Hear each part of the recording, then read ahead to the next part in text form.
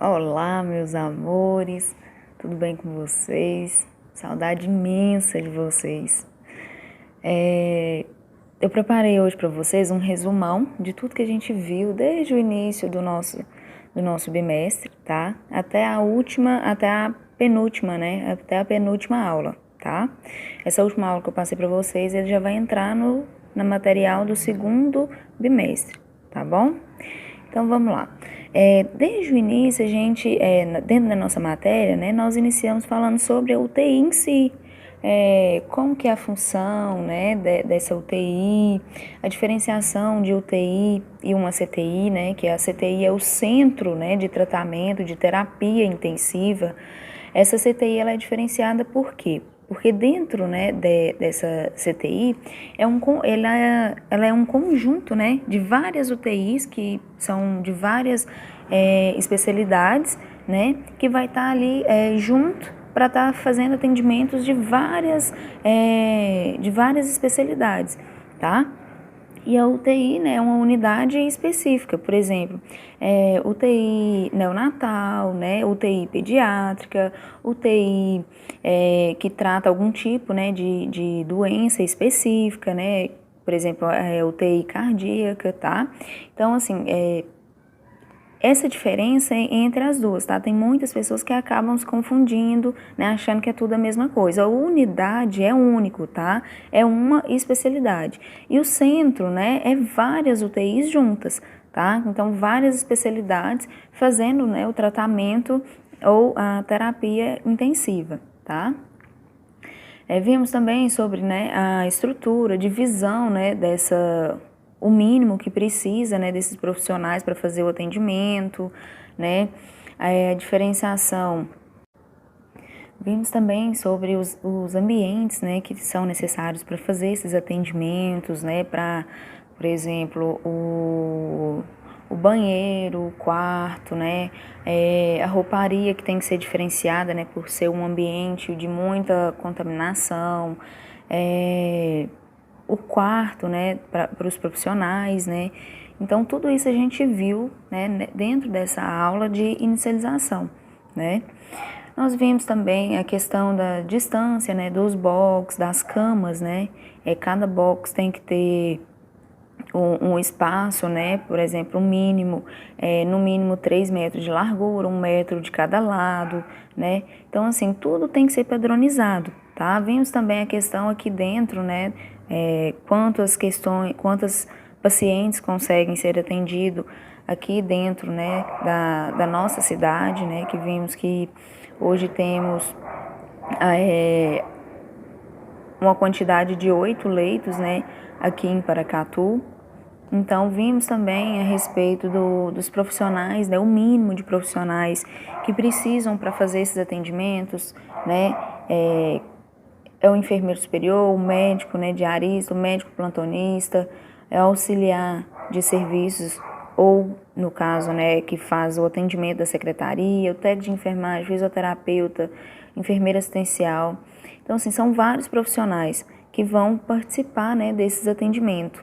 Dentro de uma UTI, dentro da UTI, a gente tem o atendimento que chamamos de multidisciplinar, tá? Que são várias, né? Várias especialidades que vão estar trabalhando em cima desses atendimentos específicos, tá bom? Vimos a função, né, da equipe da enfermagem, né, no caso do enfermeiro, do técnico de enfermagem. Quais são os critérios, né? Os critérios básicos, tá? O paciente ele tem que estar em um estado crítico, né? Um estado grave para entrar dentro para ser, né, ter esse atendimento dentro da UTI, né? Então são aqueles pacientes, por exemplo, com insuficiência renal, né? Um paciente que teve uma parada cardíaca, tá? Então são pacientes que têm algum risco, né, de lesar a própria vida, né? De ter algum risco em morte, né? Entrar em óbito. Então, assim, são os pacientes considerados graves, tá? Que vão ser internados na UTI para ter um melhor suporte, para ter um melhor atendimento. Depois, né, de iniciar, né, essa aula, né, falando sobre a UTI, a questão, né, de quais tipos de atendimento que teria dentro, né, dessa UTI. Falamos sobre os principais termos técnicos, tá? Por que é necessário saber esses termos técnicos? Porque, por exemplo, quando vocês estiverem lá dentro no estágio, vocês vão se deparar com bastante, né, termo técnico, muito termo técnico. E se vocês não souberem, vocês não vão conseguir fazer a interpretação, né, por exemplo, de um atestado, né, do histórico clínico daquele paciente. Então, vocês precisam estar por dentro, né, saber esses termos técnicos para vocês manterem ali a mesma linguagem de médico, né, de todos os profissionais, tá? Depois vimos também sobre a avaliação geral, né, do paciente, falando, né, que precisamos verificar dentro, né, de um atendimento, a gente precisa estar por dentro de tudo que está acontecendo desse paciente. E a cada plantão precisamos fazer essa avaliação. A questão psicológica, né, desse paciente, em questão, por exemplo, se é um paciente que consegue fazer sua rotina diária, vamos supor, escovar os dentes, tomar um banho, se está tudo certo, se está tomando banho direitinho, né? A questão dos sinais e sintomas, se ele está sentindo dor ou não. Então, a gente precisa estar sempre avaliando esses pacientes, tá? E em questão, né, dos sinais e sintomas, né, nós vimos alguns principais que a gente sempre tem que estar atento, né? O primeiro vimos temperatura corporal, que o valor de referência acima de 37 graus, né, a temperatura ela já pode estar apresentando algum indício, né, de alguma infecção, algum processo infeccioso, né, ou alguma outra lesão, né, hipotalâmica, né, pode estar mostrando alguma falha no controle do aquecimento do umidificador durante uma ventilação mecânica. Então, a gente tem que estar sempre, né, verificando esses sinais e sintomas para conseguir dar um atendimento melhor para esses pacientes. A frequência cardíaca, né, sabendo que o valor de referência é de 60 a 100, né, batimentos por minuto, então tem que estar verificando se esse paciente ele pode estar apresentando uma bradicardia, né, que é uma diminuição nesses batimentos, ou uma taquicardia, que é um aumento, né, desses batimentos cardíacos. A pressão, né, a pressão arterial também muito importante para saber como é que está a função desse organismo, né, o funcionamento desse coração, se está acelerado, se está aumentando demais essa pressão arterial, né, que a gente sabe que se essa pressão arterial ela estiver muito elevada, ela pode trazer graves riscos para esse paciente. Então, a pressão, a referência, né, o ideal é que ela esteja, né, igual ou abaixo de 12, ou no caso, né, 120 por 80, tá? Frequência respiratória de 12 a 20, né, respirações por minuto. A saturação deve estar acima de 94, né, por cento, para a gente ter se o paciente ele estiver apresentando, né, uma baixa saturação, é sinal que não está oxigenando, né, não está chegando a certa quantidade, né, de oxigênio ideal para o funcionamento normal do nosso organismo. Então, a gente também tem que estar sempre atento, né, porque se ele não estiver saturando, significa que não está oxigenando de forma adequada, tá? Então, tem que ter, né, as devidas providências para conseguir reverter a situação.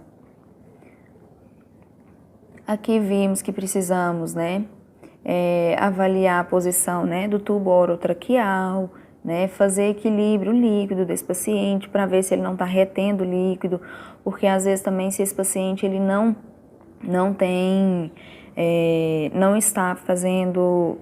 está conseguindo urinar, né? Então pode ser às vezes uma deficiência renal, então tem que estar atento a vários sinais que esse paciente pode estar apresentando para a gente, né? A ventilação mecânica, né, desse paciente, se ele estiver, né, em ventilação mecânica, verificar, né, a ventilação mecânica do paciente. Depois vimos a escala de Como, né? De Coma de Glasgow, tá? O que é essa escala? Essa escala ela vai avaliar, né, o nível de consciência desse paciente. Ele pode estar em coma, a gente, né, através da escala de Glasgow, a gente consegue avaliar o paciente em coma ou se ele estiver em estado de consciência, tá? Em coma, a gente consegue avaliar esse paciente só se for o paciente em coma não induzido, tá? O não induzido é aquele paciente que não usa medicação, né, para estar em coma, tá? Ninguém está induzindo ele, o seu próprio organismo está adormecido, né? Está em estado não reativo, tá? Então, é nesses casos que a gente consegue usar a escala de Coma de Glasgow, tá? Se estiver induzido, a gente não consegue avaliar, tá? Porque, querendo ou não, esse paciente, ele está em coma, ele não vai responder, ok? Então, ela serve, né, para a gente verificar o grau que está esse paciente, como é que está essa questão do coma, né? Se ele está consciente, qual é o grau? Ele está bem, né? Então, tem uma certa pontuação que a gente faz com que esse paciente, para verificar, né, como é que esse paciente está. Então, a gente sabe que dentro, né, da escala de Coma de Glasgow, a gente consegue verificar a abertura ocular, resposta verbal, a melhor resposta motora, né? Agora tem também a reatividade pupilar, que a gente deve verificar também, tá? Para fazer essa somatória, né, como se diz, dessa pontuação, né, que esse paciente tiver, porque a gente sabe que o máximo é 15 e o menor, né, grau, o menor vai ser 3. Então, a gente precisa verificar, né, essa pontuação para estar colocando, né, esse paciente, verificando, né, esse paciente, como é que está o seu estímulo, né, cerebral, como é que está essa situação, tá? Aqui depois nós vimos sobre as arritmias cardíacas, né? As arritmias cardíacas são alterações, né, lá no nó sinusal, né, no nódulozinho onde causa, né, os impulsos para o nosso coração fazer o batimento cardíaco, né, o batimento normal. E quando tem alguma alteração nesse nozinho, né, nesse estímulo, né, que tem o nosso coração, ele para, né, ele pode parar, né, de forma causar uma parada cardíaca ou então diminuir, né? E quando a gente diminui esses batimentos cardíacos, ele consequentemente vai diminuir o fluxo sanguíneo que vai estar circulando no organismo, tá? Aí vimos também a respeito da morte súbita, né, que pode acontecer com esses pacientes, né, que fazem uso que acabam tendo, né, o diagnóstico das arritmias, tá? O uso do marca-passo, cardioversor desfibrilador implantável, vimos também a diferença, né, de um para o outro. Depois vimos sobre o infarto, né, agudo do miocárdio. Sabemos que essa doença ela está entre uma das mais acometidas, né, entre pacientes, principalmente pacientes que apresentam alguma doença, né, alguma alteração cardiovascular, né, por exemplo, aterosclerose, né, que é o acúmulo de gordura e de cálcio ou outras substâncias que vão calcificar, diminuindo o espaço, né, dessas artérias para fazer esse fluxo sanguíneo normal, a passagem desse fluxo sanguíneo. O infarto pode estar associado à hipertensão arterial, né? Então,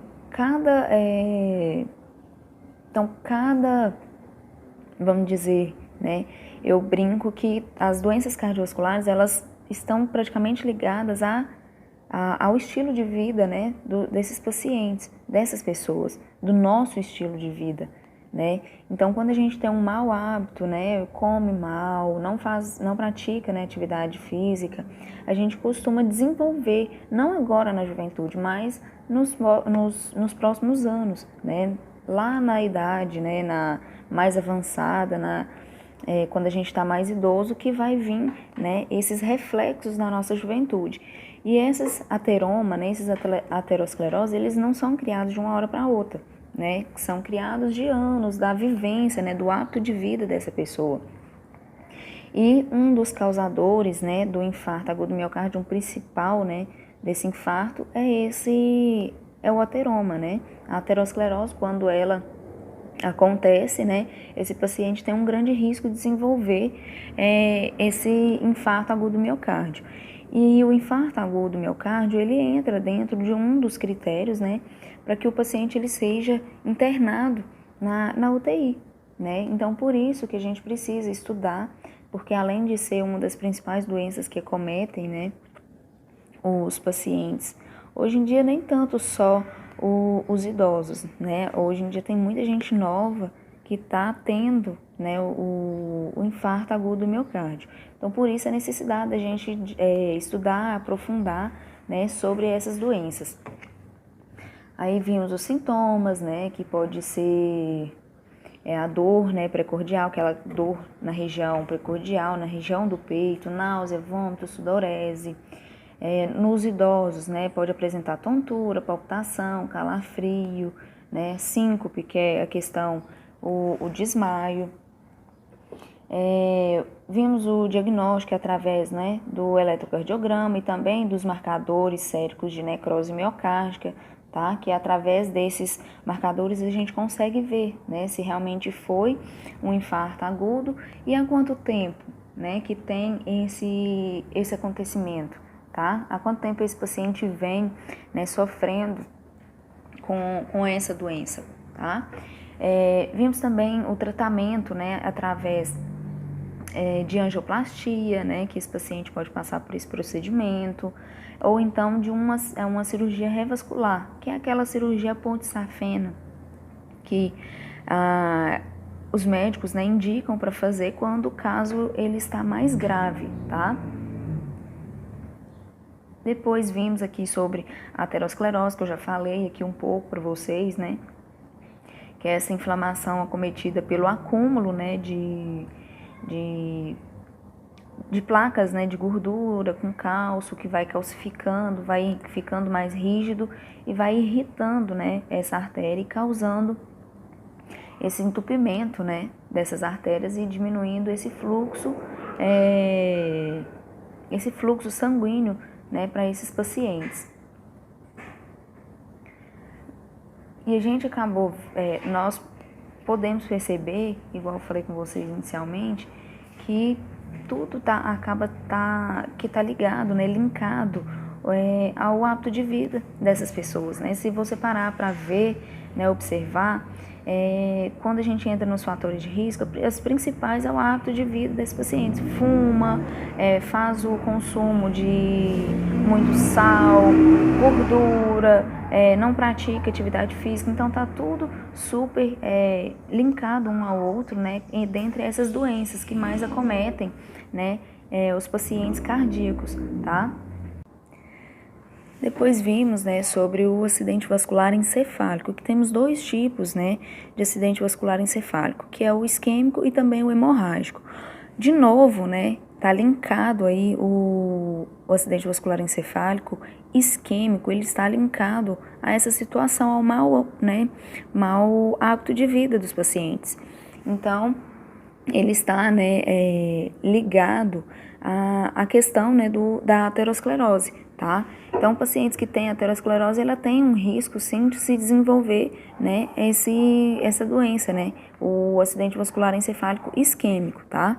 O hemorrágico, ele se dá através da ruptura, né, da artéria, né, que faz essa vascularização do encéfalo, e quando isso acontece, tem um extravasamento de sangue, tá? Então, por isso, o acidente vascular encefálico hemorrágico, tá? Vimos os seus sinais e sintomas, né, que é o rebaixamento de nível de consciência, dores de cabeça, tá, desse paciente. Esses pacientes, eles podem apresentar dificuldade em caminhar, dificuldade em falar, que normalmente são sequelas, né, presentes em pacientes que sofrem, né, com um acidente vascular encefálico, tá?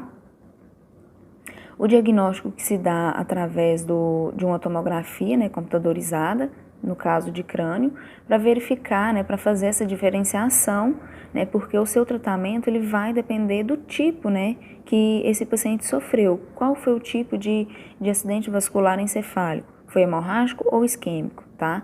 Porque tem que fazer essa diferenciação para não fazer o tratamento, né, inespecífico. Por exemplo, a gente não pode fazer um tratamento de um acidente vascular isquêmico em um paciente que teve um acidente vascular hemorrágico, tá? Devido ao fato de usar trombolíticos, né, de usar medicações, né, fazer um tratamento que vai raliar esse sangue, né, e com isso vai aumentar essa hemorragia desse paciente, tá? Os cuidados, né, que devemos ter com esse paciente, reabilitação, né, motora e funcional, administração de medicamento, cuidado emocional, eu sempre falo isso com vocês, né, o cuidado emocional com os pacientes que estão dentro do hospital, por quê? Ele não está ali, não é porque ele quer, né, uma situação que levou ele a estar ali. E quando isso acontece, esse paciente ele muda totalmente a sua rotina, né? Não é todo mundo que às vezes consegue ter contato com esse paciente, então o seu lado emocional ele vai estar abalado, tá? Então a gente precisa ter esse cuidado com esse paciente de uma forma mais carinhosa, né? Mais presente com esse paciente, conversar bastante com o paciente, para que esse paciente ele não sinta, né? Porque o emocional às vezes ele atrapalha o tratamento, né? Ele vai trazer outros tipos de doença para esse paciente. Então, por isso, essa atenção maior, essa atenção redobrada no cuidado emocional dos nossos pacientes, tá? E por último, né, nós vimos sobre a insuficiência respiratória, né? Falamos inicialmente sobre o sistema respiratório, né, como um todo. Então, falamos, né, sobre os órgãos, né, que fazem a composição desse sistema, né, que sabemos que tem as fossas nasais, né, faringe, laringe, traqueia, brônquios, bronquíolos, alvéolos, e até chegar aos pulmões, tá? Tem os músculos, né, acessórios, que é o diafragma e também os músculos do grádio costal, enfim, tá? A gente começou, né, iniciou falando isso aí, vocês precisam saber, né, dessa parte aí da anatomia, né, como é que funciona, aonde vai passar, porque qualquer obstrução, qualquer alteração, você pode estar ajudando, né, a verificar ou até mesmo diagnosticar, né, esse paciente, tá? A gente pode ajudar muito. Às vezes, quando a gente sabe, né, onde pode estar causando, o que está causando, está sempre em comunicação com os médicos, né, com os profissionais, com os outros, né, profissionais, para estar fazendo um diagnóstico, para um melhor tratamento, né, para um melhor acompanhamento para esse paciente, tá?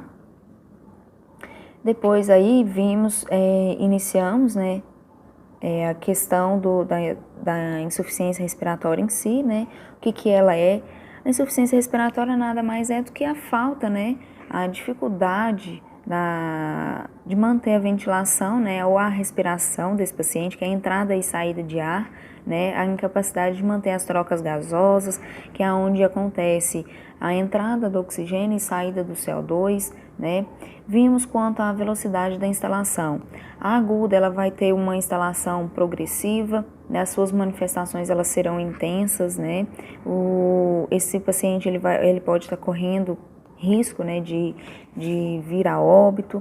A crônica, ela é uma instalação mais progressiva, mais lenta, tá? As suas manifestações clínicas, elas são mais sutis e às vezes nem traz tanto risco, né, para esse paciente vir a óbito. E tem a crônica agudizada, que são instalação crônica, porém com crises, né, agudas, tá? Um bom exemplo aí é a bronquite, né, bronquite asmática. Aí depois vimos, já entramos, né, na questão das doenças respiratórias mais comuns. A primeira falamos sobre a pneumonia, que em grande escala, né, acontece principalmente dentro do grupo de idosos, né? Sabemos que ela é causada por agentes, né, ou corpo estranho que entram em contato com o nosso organismo e que vai causar esse processo infeccioso, né? Esse processo inflamatório, infeccioso, que vai trazer esses sinais e sintomas da pneumonia. Aqui os fatores de risco, né? A idade avançada, que sabemos que a pneumonia, né, dentro dos idosos, né, do grupo de risco, né, ela é 4 vezes mais. Quando acontece dentro desse grupo de risco, ela tem uma chance maior, né, de exigir uma hospitalização, tá? Porque tem alguns casos, né, de pneumonia que acaba conseguindo reverter, né, o início de pneumonia é mais branda, consegue fazer um tratamento, às vezes até em domicílio, né? Porém, dentro desse grupo, né, de idosos, né, pessoas mais idosas, acaba exigindo a hospitalização, tá? Por serem mais sensíveis, né? Então, acaba fazendo essa exigência pelo fato de não conseguir reverter, né, o quadro e muitas vezes precisar de alguns recursos, né? Vimos a diferença, né, da pneumonia adquirida na comunidade, pneumonia adquirida dentro do hospital, que é após 48 horas, né, após uma internação, e também a pneumonia associada à ventilação mecânica, né? Então, associada àqueles pacientes que estão entubados, por exemplo, ou fazendo uso de traqueostomia, tá? Então, quando ela só pode ser associada à ventilação, né, após a intubação, após 48 horas a 72 horas de intubação, tá? O tratamento, né, da pneumonia, né, que é através de antibioticoterapia, e se for um fungo ou se for, né, um vírus, tá? É um tratamento diferenciado. Então, esse paciente, primeiramente, ele vai começar, né, fazer o uso de antibiótico, porque é uma pedra angular. Como assim? Por que a gente chama de pedra angular? Pelo fato, né, da grande maioria dos casos, né, de pneumonia serem causados por bactéria. Então, os médicos, né, devido ao risco que está gerando nesse paciente, ele prefere iniciar com a antibioticoterapia até sair os resultados, os exames, para saber qual é o tipo, né, de causador, quem foi que causou essa infecção, tá? Depois passamos para a doença obstrutiva crônica, que ela está linkada, né, que ela inclui os 2 tipos de doença, que é a enfisema pulmonar e a bronquite crônica. Essa DPOC, ela está relacionada ao enrijecimento, né? Os nossos pulmões, eles ficam mais rígidos, não conseguem, né, tanto inspirar quanto expirar de forma eficiente, tá? Acaba tendo alguns vestígios, né, de resto, né, no caso de CO2, dentro do nosso parênquima pulmonar, tá? Aqui também eu deixei, né, para vocês, em relação ao exame físico, esse paciente normalmente ele pode apresentar cianose central, né, uma diminuição, um aumento, né, na frequência respiratória, edema de tornozelo ou perna, tá? Aí eu deixei uma fotinha também para vocês dentro, né, da DPOC, para vocês diferenciarem, porque muitos dos pacientes, eles apresentam esse peito, né, esse peito de barril, em forma de barril, ou peito de pombo, tá? Que a região torácica, ela fica mais elevada, fica mais protusa, tá? Através dessa fotinha, vocês conseguem observar essa diferenciação. Esses tratamentos, né, vão acontecer através de terapia não farmacológica, né, que é aquela terapia, fazer atividade física, né, para tentar melhorar essa respiração, e a terapia farmacológica, que entra a ação, né, de broncodilatadores, glicocorticoides, né, oxigenoterapia. Então vai depender do caso, né, desses que está acontecendo com esse paciente. E aqui, né, para terminar, nós falamos sobre a bronquite crônica, né, que tenho certeza que várias pessoas conhecem alguém ou já tiveram, né, casos de bronquite crônica dentro de casa. Então, ela é definida através, né, da presença de tosse, né, uma tosse produtiva, né, com presença de muco, né, com um mínimo de 3 meses ou 2 vezes no ano, tá? 2 vezes, né, por ano, 2 anos consecutivos, tá? Então, assim, são aqueles pacientes que apresentam, né, uma certa irritação na região na região pulmonar, né, e com presença dessa né, secreção. Vai ter uma secreção em excesso, o que vai dificultar essa respiração. Por isso, os pacientes, né, que têm bronquite, eles costumam apresentar uma dispneia, uma dificuldade na respiração, tá? Aqui, os sinais e sintomas, né, expectoração de escarro, de coloração acastanhada, sibilos e roncos são muito frequentes, né, apresentando nesses pacientes com esse tipo, né, de bronquite crônica, tá? Depois vimos aqui sobre os cuidados, né, básicos da enfermagem dentro desses grupos de risco, tá? Dentro desses grupos, né, de pacientes com bronquite, com pneumonia, com DPOC, tá? Então, aqui, os cuidados básicos seriam antibiótico-terapia, né, quando for necessário, quando indicado pelo médico, administração de anticolinérgicos, hidratação vigorosa, manter a umidade, né, ideal para as vias aéreas, evitar o uso de antitussígenos e agentes mucolíticos e a melhora, né, da troca gasosa para esse paciente manter, né, uma respiração, uma ventilação adequada, tá? Bom, por hoje foi só, né, um resumão aí para vocês tá acompanhando. Eu estou disponibilizando junto o material de apoio da disciplina para vocês acompanhar nesse videozinho, tá? E não se apeguem só nesse material, vão tentando aprofundar, aproveitando esse tempo para vocês absorver mais conhecimento, tá? Eu desejo a vocês um restinho de semana abençoada. Ficam todos com Deus. Qualquer dúvida que vocês tiverem, podem me procurar, estarei à disposição de vocês, tá? Um beijo, ficam com Deus.